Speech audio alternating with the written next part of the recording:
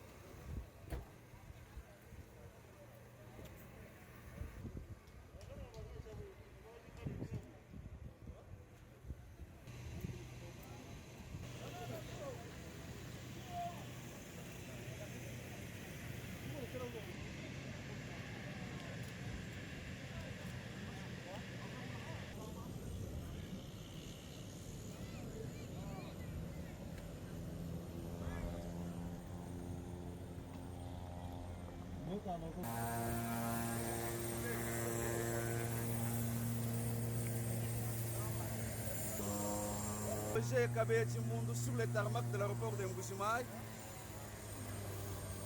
Et pourquoi? Je suis en train de me déplacer pour une mission de service.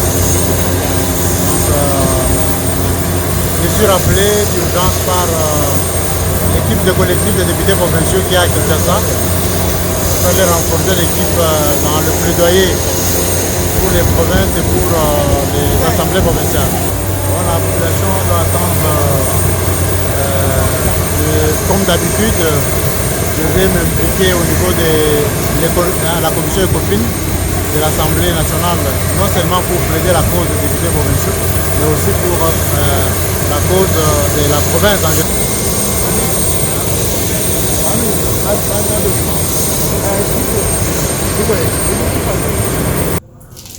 Amis téléspectateurs de Kassai News TV, merci de nous avoir choisi ce jour pour échanger autour des activités, autour du développement de notre province, la province du Kassai oriental. Ce jour, je reçois l'honorable député provincial Roger Kabé Chimboundou Koulou, une figure bien connue. Il est député dans la province du Kassai oriental. Avec lui, nous parlons de la lecture qu'il fait sur un certain nombre de choses en nous basant sur l'actualité qui prévaut ici chez nous dans la province du Kassai oriental. L'actualité, c'est cette plénière au cours de laquelle Madame la gouverneure Jeannette Longa Moussamba a été interpellée. L'actualité, c'est la position de la SENCO au regard des événements de l'heure, au regard de la politique actuelle en cours dans notre pays. Mais l'actualité, c'est aussi le développement de la province du Kassai oriental. Surtout ça parce que l'honorable Roger Kabé Chimboundou est l'un des prétendants au poste de gouverneur de la province du Kassai oriental. Voilà pourquoi les développements de la province les concernent au plus haut point. Les développements de la province les préoccupent, j'allais dire, et avec lui, nous allons échanger autour de tout ça pour notre numéro de la journée d'aujourd'hui. Honorable Roger Kabé Chimboundou, bonjour. Bonjour. Vous êtes déjà là, c'est un honneur pour nous de vous recevoir. Comment ça évolue au Kassai oriental? Disons que au Kassai oriental, je crois que le moral est bon, du côté de nous qui sommes appelés à être toujours optimistes. Mais je crois que, en général, le peuple attend encore pour voir se traduire dans le concret ou dans voir un peu un certain nombre de projets qui ont été amorcés par, à l'initiative du chef de l'État, son Excellence Félix Antoine Tshisekedi Tshilombo, pouvoir déjà produire des résultats. Donc, là, vous parlez du concret. Est-ce que nous sommes dans l'abstrait? Nous sommes encore au niveau du commencement. Donc, les projets sont déjà en marche et nous voudrions que ça continue, que ça ne s'arrête pas et que ça arrive jusqu'à la fin. Donc, là, c'est au niveau des généralement, moi, je n'ai jamais été pessimiste, je dis que ça va. Vous êtes cadre de l'UDPS, on vous a vu dans les deux fédérations de la province du Kassai oriental en respectivement dans la fédération de la ville de Mbuji-Mayi, chez moi, Lucé. Très chaleureusement accueilli là-bas. On vous a vu aussi dans la fédération rurale qui se trouve dans la cité de Tshilenge, regroupant les 5 territoires qui composent la province du Kasaï-Oriental. Quelle lecture avez-vous faite et pourquoi vous avez choisi ces moments pour effectuer ces visites? J'ajoute aussi qu'au-delà des 2 fédérations, vous étiez aussi dans certaines sections de l'UDPS ici chez nous au Kasaï-Oriental. Oui, merci beaucoup. Cela s'inscrit dans la logique même de ma façon de voir les choses et d'envisager la politique et tout. Je ne me considère pas nécessairement comme étant de telle ou telle fédération. Je suis d'abord, moi, pour nous qui avons, disons, le parcours fondamentalement à l'UDPS et tout, on se voit UDPS, partout où on est. Donc, je n'aime pas des petites divisions. Bien que là où il y a des hommes, de temps en temps, il y a aussi... Le problème ne manque pas. Ne manque pas. Mais j'aimerais que ce monument, il a été légué par ses pères fondateurs et qui a été tenu de maître par le plus grand Baoba, le patriarche d'heureuse mémoire, le héros national, Étienne Tshisekedi. Donc, il faut absolument qu'on puisse ne pas nous amuser avec. Hein. Je suis généralement très choqué quand je vois des personnes, parfois même qu'on peut respecter, chercher à nous entraîner dans des petites querelles, des guerres, parfois de leadership. Je crois que ça, ce n'est pas bon. Il faut épuiser à la sagesse de Salomon pour sauver cet enfant qui a été enfanté dans les douleurs et qui a grandi et qui a survécu à beaucoup de tentatives de démolition. Nous devons le sauver. Alors il ne faut pas pour cela que nous puissions être divisés, ceci est de tel bord et pas de tel autre, tout ça, non. Engageons des débats démocratiques, et c'est tout. Et puis, de toute façon, les ponts, je continue la vie. C'est ça. Puis moi, je souhaite pour ce grand parti, voilà pourquoi. Autant j'étais, je passe souvent au siège au niveau national. Et dans chaque province où je passe, je n'arrête pas d'aller visiter aussi les fédérations qu'il y a.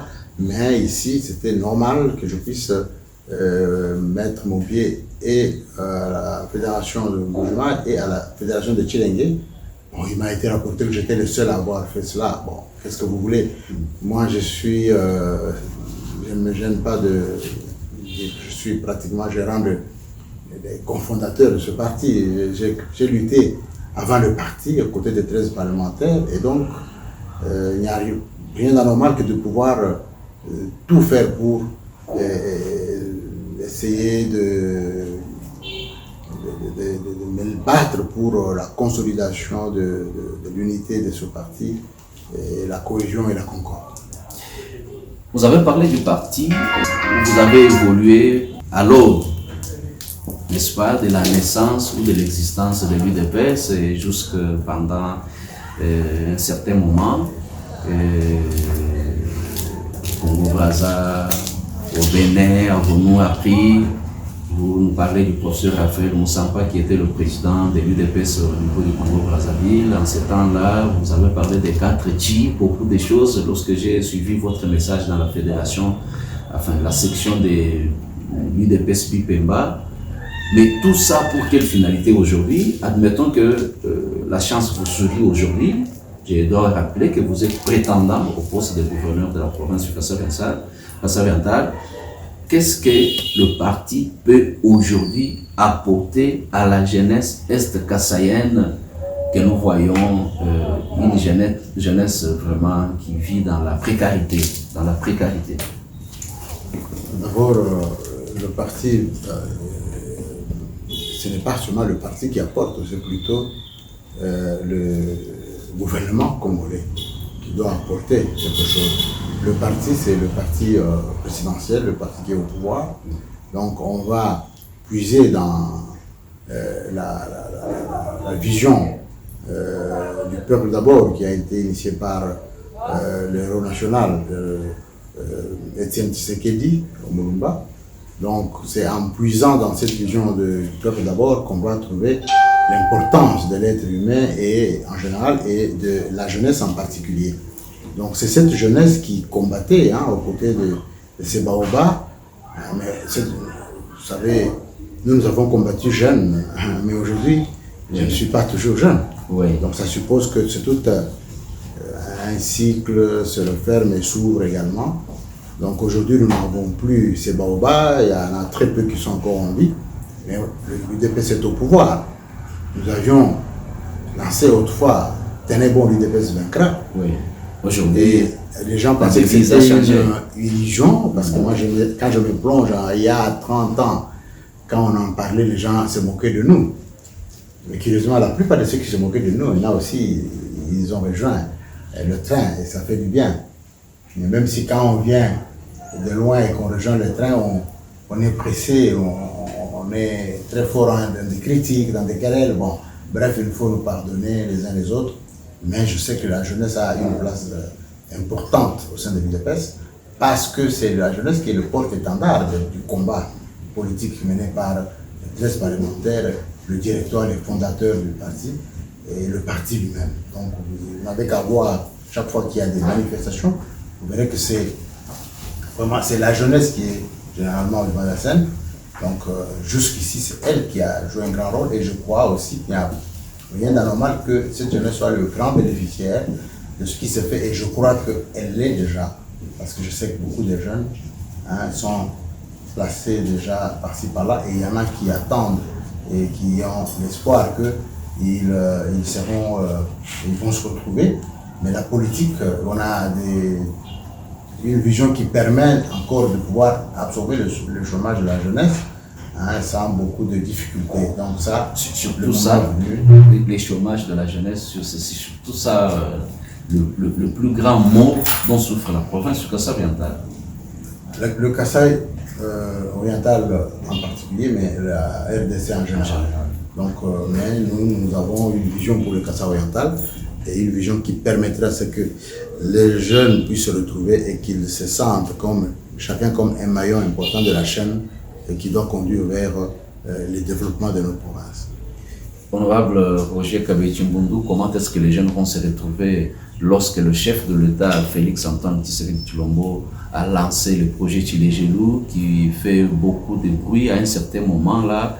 Vous avez parlé de l'abstrait quelque part là, et comment est-ce que vous pensez que les choses peuvent marcher si, avec vous, à la tête de la province? Bon, il faut corriger, je ne dis pas qu'il y a l'abstrait, parce que les choses que nous voyons sont des choses concrètes. Oui. Donc le chef de l'État a donné le ton. Quelqu'un a parlé de l'abstrait sur les médias. Ah non, là, ça n'engage que lui. Moi, je sais qu'il y a, les projets sont visibles. On voit comment ça... c'est en train de venir. Peut-être qu'on veut que ça commence aujourd'hui, que ça produise des effets demain. Non, je crois. Il faut avoir un peu de la patience pour voir où est-ce que ça va nous amener. Il y a peut-être des problèmes d'approche qui peuvent se poser. Il peut se faire que les gens auraient voulu commencer par tel ou tel autre projet au lieu de tel autre. Ça, c'est tout à fait normal. Moi, par exemple, chaque fois qu'on me pose la question, je dis, avec les moyens mis en place, on pouvait lancer des projets, peut-être pas des éléphants blancs, mais des projets adaptés à notre province et à ses besoins, et dans tous les 5 territoires, y compris la ville de Mbuji-Mayi. Ça, c'est ma vision et je crois que nous la mettrons en place le moment venu. Il y a moyen de travailler notre province, comme je le dis, toujours à 5 territoires plus la ville de Mbuji-Mayi. Et chaque territoire a quelques secteurs, et les secteurs ont des groupements, et donc des groupements des villages. Alors quand il y a des projets qui arrivent, je pense qu'il faudrait qu'on centre un peu l'odeur de ces projets dans tous les 5 territoires de la province et dans la ville de Mbuji-Mayi aussi. Donc c'est un peu ça ma vision. Et les moyens qui sont annoncés, tout ça, pouvaient permettre de le faire. C'est ma façon de voir. Mais je crois que ce qui est déjà fait, bon, ne soyons pas toujours pessimistes, ce qui est déjà fait est fait. Ce qui ne peut pas ne pas être. Donc encourageons d'abord cela. voyons où est-ce que ça va nous amener. S'il y a des petits problèmes, bon, on va recadrer les choses. Comme il y en a qui disent qu'il peut y avoir des problèmes, mais on sanctionnera les auteurs. Ils sont déjà dans un état de droit, donc il n'y a pas de problème. Roger Kabeya Tchoumbundu, candidat gouverneur, entre guillemets, je préfère parler en termes de prétendant parce que le moment n'est pas encore officialisé. Au regard de ceux qui vous suivent, vous n'avez pas beaucoup de villas, beaucoup de véhicules, beaucoup d'avions, beaucoup de choses dans la province du Kassai-Oriental. Une fois élu gouverneur, n'est-ce pas là l'occasion pour vous de vous taper, n'est-ce pas, du poil du lion? Non, je crois que là c'est une mauvaise approche ou une mauvaise perception de la chose. Nous à l'école de Etienne Tshisekedi, d'Anakle Makanda, on a appris autre chose. Nous avons été initiés à l'école des valeurs, alors pas à l'école des prédateurs. Alors ceux qui pensent qu'arriver au pouvoir c'est pour cela, là je ne suis pas de cette école-là. Et il vous souviendra qu'en son temps, on a été approché même pour être des ministres et nous n'avons pas accepté. Hein. Et le gouvernement de quelques semaines de Moudiaka et le gouvernement de Birinda et le gouvernement de Kengo. Informez-vous, et parmi les jeunes Turcs qui étaient ciblés à l'époque, j'en étais parmi, mais... Oui, les jeunes Turcs, ça me rappelle encore. Voilà, justement, nous étions les véritables jeunes Turcs de l'opposition radicale qui combattions, on les appelait les Chichi Boys à l'époque. Donc, cette école-là est une des meilleures écoles qui soit, et nous sommes restés assez regardants dans cette direction. Donc, on ne peut pas aller au sommet de l'État pour faire n'importe quoi, au sommet de la province. Donc, en ce qui nous concerne, le problème, c'est un problème d'abord d'éducation, un problème d'éthique, un problème de morale. Lorsque vous n'avez pas reçu une bonne éducation à la base, ça sera difficile de pouvoir perpétuer des valeurs au sommet. Donc, un gouverneur mal éduqué ne peut traîner que l'état de sa mauvaise éducation au sommet de la province. Donc, ça c'est dans tous les domaines, parce que les mêmes causes produisent les mêmes effets dans les mêmes circonstances. Alors, lorsqu'on accède à ce niveau-là de responsabilité, on doit observer certaines règles d'éthique. Et surtout qu'il y a le nom qui doit rester. Le nom, pour moi, c'est très important. Le nom de Roger Kabeya, c'est un nom qui est respecté au niveau provincial, au niveau territorial, au niveau national et au niveau régional. Je comprends, je ne suis pas un produit tellement local, mais je suis un produit qui peut être consommé partout. Et c'est un nom que moi je considère comme une marque d'opposé. Donc je dois défendre ce nom-là. Et du coup, je ne me vois pas verser dans ce genre de pratiques. Parce que je sais que ceux qui ont, je ne sais pas, ou qui prétendent avoir le bien, ce sont ceux-là qui ont des esprits affairistes et qui parfois sont tentés. Mais moi, je ne suis pas tenté par quoi que ce soit. Et je mène modestement ma vie et je m'accroche seulement à des valeurs. C'est ce qui m'intéresse. Et vous aurez vu combien de fois le Sphinx Etienne Tshisekedi parlait des valeurs. Donc, il était contre les antivaleurs, il était contre tout ce qui était qui n'avait pas contenu éthique. Donc, c'était un véritable maître qui a légué un certain savoir à ses disciples.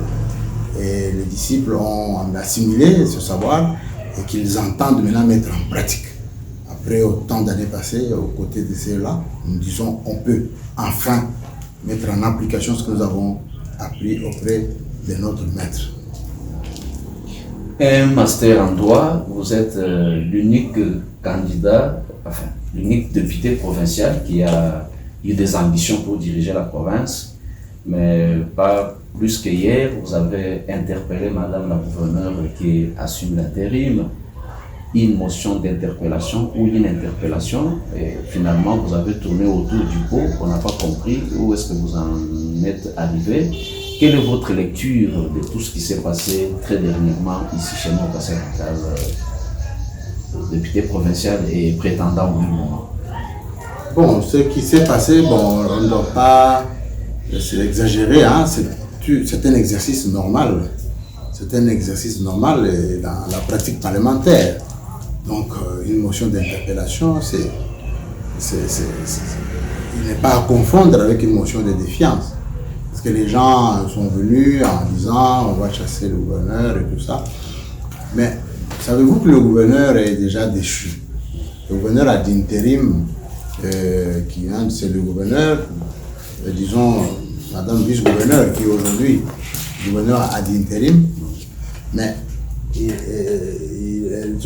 a été elle-même dans le ticket du gouverneur sortant et du coup, elle était tombée sous le coup de la motion de la fois passée et aujourd'hui, elle expédie les affaires courantes. Donc, si elle a été interpellée, s'il y a eu cette motion d'interpellation de notre collègue Bavon Bouyi, c'était pour être éclairé sur un certain nombre de choses.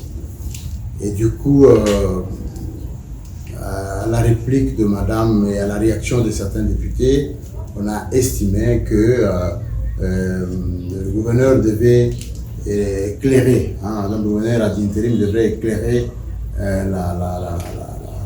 l'Assemblée sur beaucoup de zones d'ombre, d'après l'auteur de la motion d'interpellation, parce qu'en fait, au terme de cet exercice, c'est l'auteur de la motion, l'interpellateur, qui clôt les débats après la réaction de l'interpellé. Donc, c'est en fait l'honorable Bavon Bouyi qui devait mettre un terme à ce débat-là. Mais il est vrai que les autres collègues en ont profité sous prétexte d'aller faire des propositions, des recommandations pour réouvrir le débat.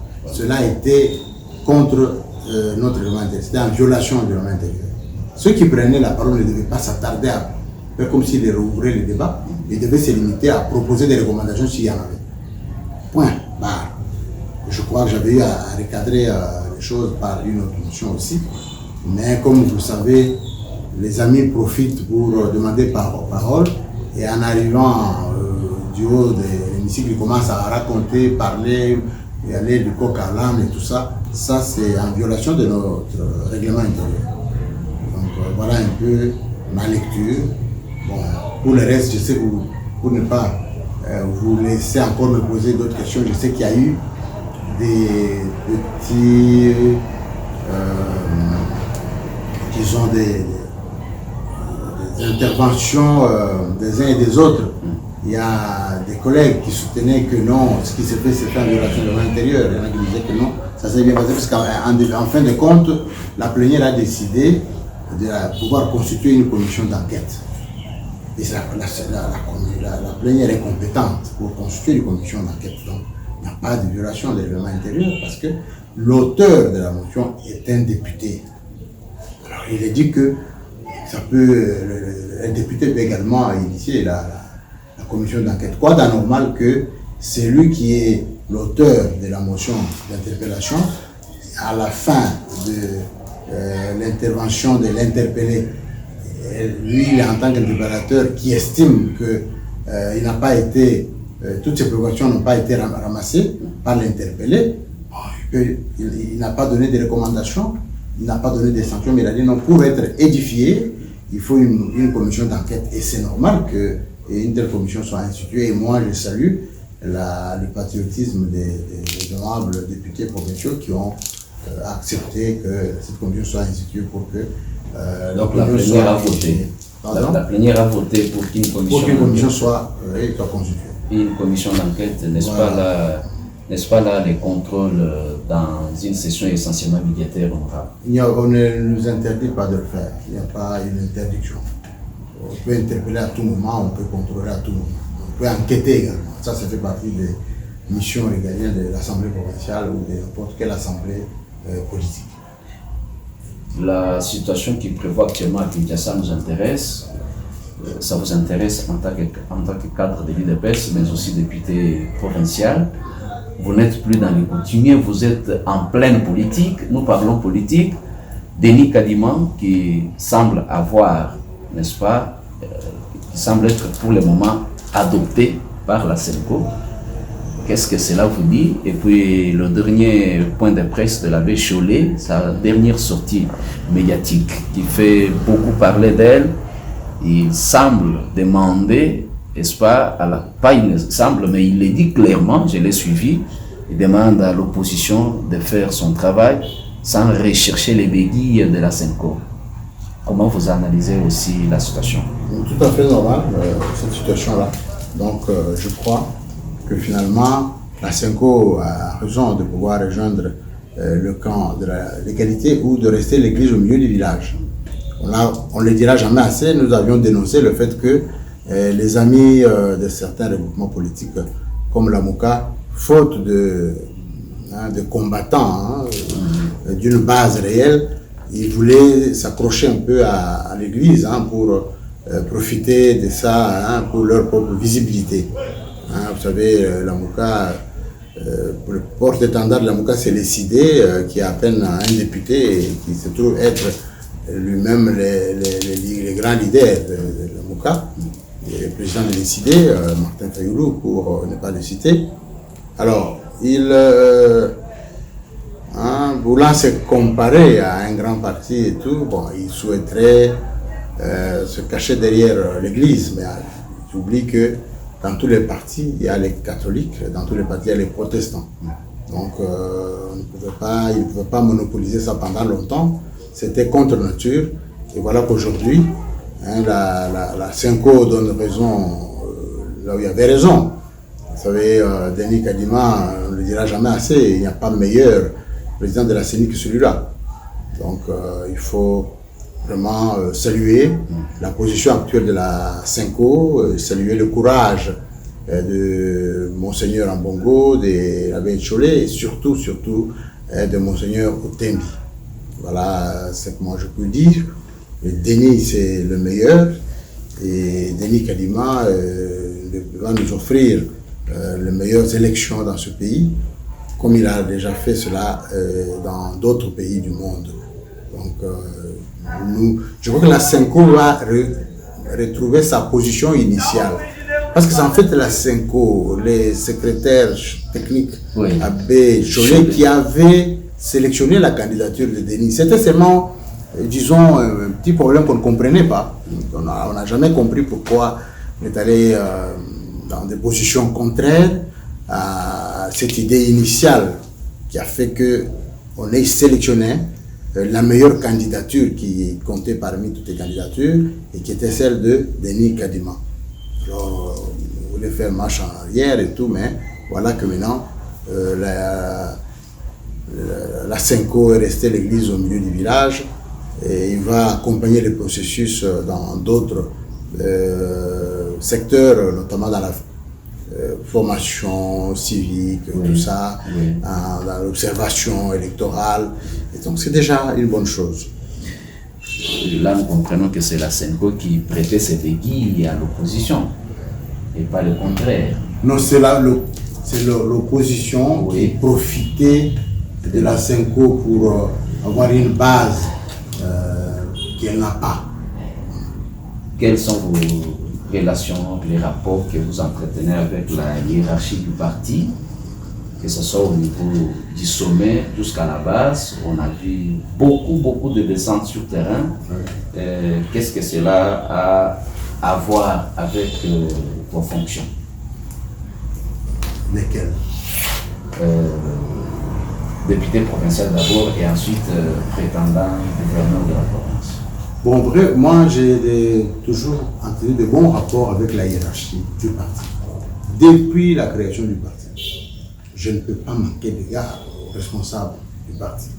J'ai respecté mes responsables, les tout premiers c'était les 13 parlementaires, je les respectais tous, j'étais encore étudiant. Dans grandi. À la création du parti, j'ai respecté tous les responsables du parti. Donc, quand il y a eu le directoire, je respectais tous les membres du directoire national. Lorsque j'ai adhéré au comité national, je respectais mon président ou mes présidents qui sont succédés là-bas. Vous étiez déjà au comité national du parti? Mais je suis membre du comité national du parti, jusqu'au moment où on a dû changer les choses. C'est vrai que beaucoup qui ne me voyaient pas ici parce que j'ai fait la politique active jusqu'à un certain âge. Mais aujourd'hui, du haut de mon âge là, je ne savais plus être le même. Aller brûler les pneus et tout. J'ai fait tout ce que je pouvais faire à ce temps-là. Vous comprenez? Donc quand j'ai commencé... On a vu ces photos-là à la conférence nationale souveraine où vous étiez habillé d'une certaine manière. Oui, j'étais en plein combat, j'étais au devant de la scène. J'étais le jeune Turc, vous l'avez dit, j'étais un Chichiboz. Et donc j'avais des réflexes de combat. Parce que là, on était face à la dictature et on devait prendre tous les risques et nous les avons pris. Et nous étions assumés à ce moment-là. Et nous ne les regrettons pas d'avoir fait. Par contre, c'est tout à notre honneur parce qu'aujourd'hui, on s'en prévaut. Quand vous regardez ces photos, vous regardez mes cartes, mes vieilles cartes, les gens ne les conservaient pas. Ils avaient peur parce que si on vous arrête et tout, qu'est-ce que je n'ai pas reçu comme conseil? Arrêtez avec vos histoires là.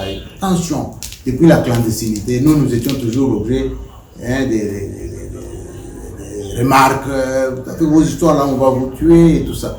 Mais on ne pouvait pas ne pas continuer. Nous avions un idéal et voilà qu'aujourd'hui, l'UDPS qui devrait vaincre a vaincu finalement parce qu'il a accédé au sommet de l'État et c'était le plus beau jour de ma vie. Un dernier mot pour ceux qui nous suivent. Non, je salue l'ensemble de notre population, je salue l'ensemble de nos compatriotes du pays, auxquels je lance un appel de pouvoir soutenir la politique de Félix Antoine Tshisekedi Tshilombo, le président de la République, chef de l'État. Il a accédé, le premier à avoir accédé démocratiquement au sommet de l'État. Donc il a connu la première alternance politique dans ce pays. Donc il mérite le respect et le soutien de tous. Et nous devons être soudés comme un seul homme derrière ce chef de l'État. Il y a beaucoup de défis, il faut le savoir. Il accède au sommet de l'État au moment où il n'y a rien qui marchait au niveau du pays. Et il a trouvé un pays qui a été détruit pendant plusieurs décennies. Et je crois qu'on lui demande de pouvoir tout faire en moins de 2 ans, parce qu'il y en a qui lui demandaient même les bilans. Après 2 ans et tout, c'est ce qui est trop méchant. Espérons que les gens commencent à comprendre petit à petit avec ce qu'il est en train de faire. Parce qu'aujourd'hui, nous disons qu'il a commencé à pouvoir travailler qu'il y a quelques mois. Demander à la population d'être soudée autour du chef de l'État. Est-ce qu'au niveau de l'Assemblée provinciale, les députés sont soudés? Ils sont dans... Aujourd'hui, là, on peut dire qu'ils sont dans cet esprit. Oui. D'ailleurs, je le dis sous le contrôle de tous les 24 qui sont très bien soudés les uns les autres. Et vous avez vu dernièrement, il y a eu même, et là il faut remercier Monseigneur Emmanuel Bernard Kassanda qui a, en collaboration avec CRS et Caritas Amérique, initié l'atelier sur la cohésion sociale. Et cette cohésion, c'était un séminaire qui a réuni essentiellement les députés provinciaux. Ils ont été initiés au mécanisme de mise en place de l'état de cohésion sociale. Et voilà que là-dedans, tout le monde était là et on a travaillé dans un esprit de convivialité. Et je relève toujours qu'en constituant des groupes de travail par hasard, on a retrouvé dans un groupe tous les anciens présidents de l'Assemblée, la provinciale, et aussi le président en fonction. Donc le président du bureau provisoire, honorable Kalenga Zembele, le président sortant Yves Mbagalima, et le président en fonction, Athanase Kabongo, Kalaramale Bongo. Je les salue tous en passant et je crois qu'ils étaient ensemble. Il y avait de l'autre côté l'interpellateur, l'honorable Bavon Goui, l'honorable Daniel Kabengele, Daniel Chilumba, honorable Julie Kalenga, honorable Kizito Mukendi, honorable Kizito Founi, honorable Senghor, honorable Temesha Mukendi, mon collègue, honorable Nunga Kapuya, Bidel Floabuantambo, Génération. Donc tout le monde était là, honorable Junior Mutebaka Kungula, honorable Marcel Mutambaï pour le Patapata. Donc on a affiché complet, honorable Kanda de Kapekamonga. Donc tout le monde, honorable ZBD était là. Donc presque tous étaient là. Donc il n'y a que ceux qui étaient en voyage. Honorable Bukumba était là. Et honorable Félicité Ngaloula était là, mais excusé parce qu'un peu indisposé sur le plan de la santé. Donc voilà, tout le monde était là. Et ils ont travaillé dans un esprit de convivialité. Donc au niveau de l'Assemblée provinciale, les choses marchent et il faudrait absolument que les tireurs de ficelles puissent arrêter. Et généralement, on sait d'où ils viennent, mais qu'ils arrêtent un peu de pouvoir essayer de diviser la représentation provinciale. Roger Kabechi Mundunkulu, c'est avec cette liste de vos collègues que vous avez énuméré quelques noms avec un sourire, on l'a vu. Cela démontre combien vous êtes en bon terme avec tout le monde. Voilà, chers téléspectateurs, c'est par ceci que nous mettons un full stop à notre émission de ce jour. Kasaï News TV, c'est votre média. Aimez, partagez, soyons ensemble. On se retrouve avec un autre numéro la fois prochaine. Merci.